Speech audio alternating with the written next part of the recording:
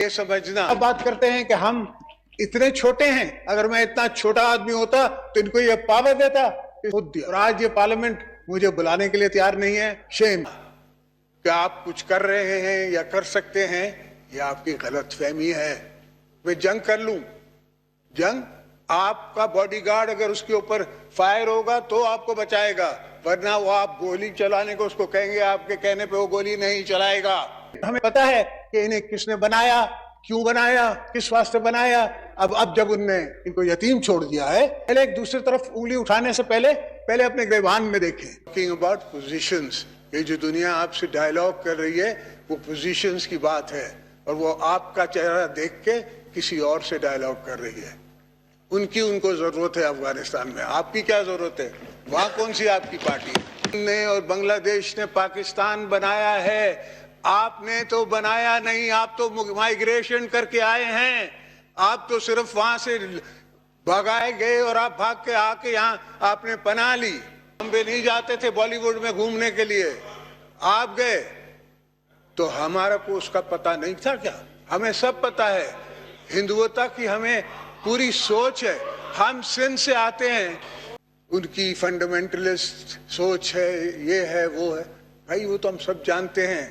हमने तो उनकी एक्ट्रेसेस को यहाँ नहीं बुलाया चंदा खड़ा करने के लिए, वो आपने बुलाया। जो लीडर्स को अपनी कब्र में लेके जानी है, पालना भी है, उनके लुक आफ्टर भी करनी है। उनके साथ क्या हालत हो रही थी ये मैं नहीं बताऊंगा। आप समझते हैं कि इंडिया को नहीं पता कि यहाँ टेलर मेड डेमोक्रेसी चल रही है? उनको नहीं पता कि आपकी इकोनॉमिक सिचुएशन क्या है? सर, मैं अर्ज कर रहा था कि इसके बावजूद कि हमने ईस्ट पाकिस्तान की जंग हराई थी और हारी थी।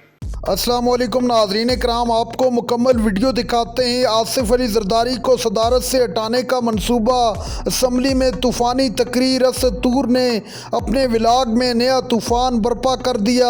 जब अमेरिका से एक वफ़द सामने आया तो इंतहाई अहम शख्सियत आसिफ अली जरदारी उस मुज़ाकरात में मौजूद नहीं थे, वो घूमने में मसरूफ़ थे। सदर जरदारी को हटाने का मंसूबा बनाया जा रहा है कि उनको सेहत की बुनियाद पर अपने ओहदे से हटाया जाए।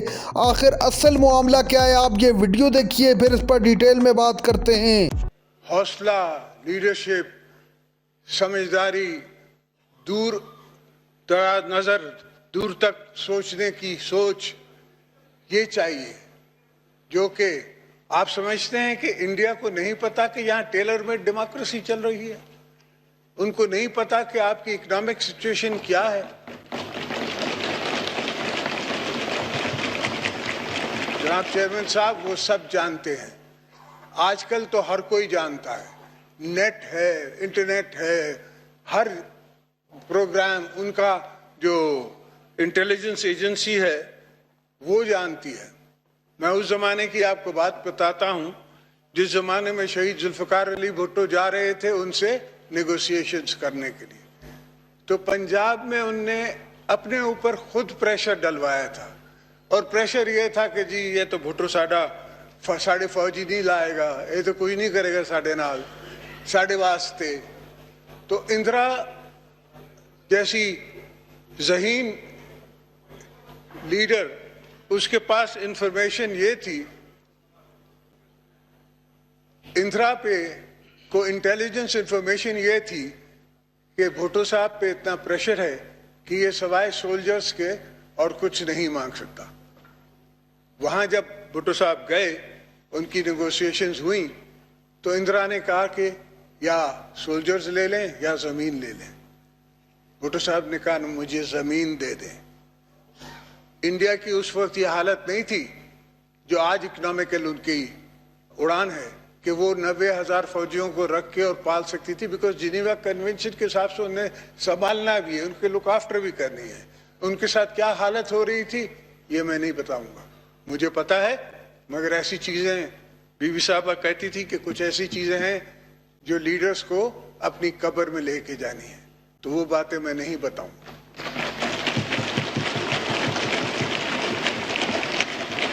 और अल्हम्दुलिल्लाह उनकी लीडरशिप से हमें हमें जमीन वापस मिली। आपने देखा कि 32 मील जमीन गोलान हाइट्स पे आज तक सीरिया सारे मुसलमान मिलके लड़े, वापस नहीं ले सके, और अब जाके वो वहां कॉलोनीज बन रही हैं इजरायलीज की, और पूरी दुनिया, चूंकि पूरा सीरिया ही तबाह है, कुछ नहीं कर सकती। तो तारीख पे एक नजर रखनी चाहिए, एक सोच होनी चाहिए। हमारे सेलेक्ट ने कहा कि उनकी फंडामेंटलिस्ट सोच है, ये है वो है। भाई वो तो हम सब जानते हैं। हमने तो उनकी एक्ट्रेसेस को यहाँ नहीं बुलाया चंदा खड़ा करने के लिए, वो आपने बुलाया। हम भी नहीं जाते थे बॉलीवुड में घूमने के लिए, आप गए। तो हमारा को उसका पता नहीं था क्या? हमें सब पता है। हिंदुत्व की हमें पूरी सोच है। हम सिंध से आते हैं, सिंध ने और बांग्लादेश ने पाकिस्तान बनाया है, आपने तो बनाया नहीं। आप तो माइग्रेशन करके आए हैं, आप तो सिर्फ वहां से भगाए गए और आप भाग के आके यहाँ आपने पनाह ली। तो खैर है, हमने आपको पनाह दी और हमारी आंखों पे हम आपको वेलकम करते हैं, आप रहें यहाँ, आपका हक है। हमने पाकिस्तान इसलिए बनाया कि सब मुसलमान यहाँ रह सके, उसमें हमें कोई इतराज नहीं।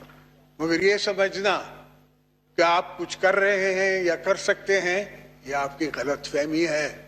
मैं जंग कर लूं, जंग आपका बॉडीगार्ड अगर उसके ऊपर फायर होगा तो आपको बचाएगा, वरना वो आप गोली चलाने को उसको कहेंगे, आपके कहने पे वो गोली नहीं चलाएगा।